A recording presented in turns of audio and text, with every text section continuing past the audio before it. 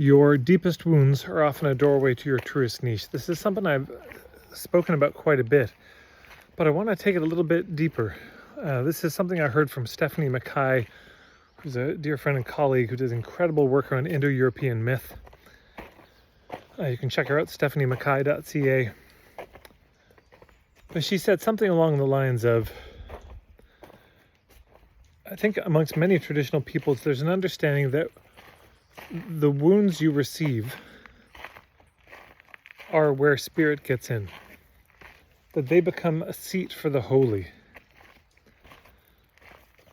that often our work in the world is governed by this. And I'll take it even another step further, and this is really from my work with Stephen Jenkinson, that also the direction of our work can be found in the troubles of our times.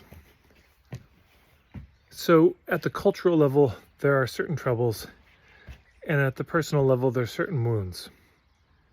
If you can find the place where the troubles of your times overlap with your personal wounds, you're going to have a very beautiful sense of direction for your business that might have been missing.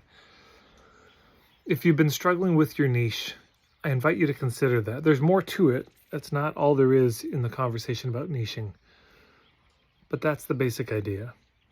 So my personal wounds, well, I did a lot of pushy sales stuff when I was younger. A lot of manipulative stuff. And that hurt me too.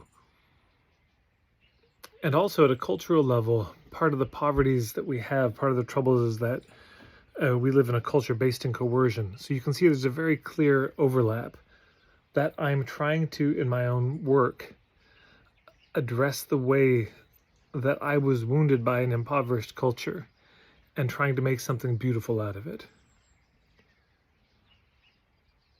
What comes out of a wound but blood?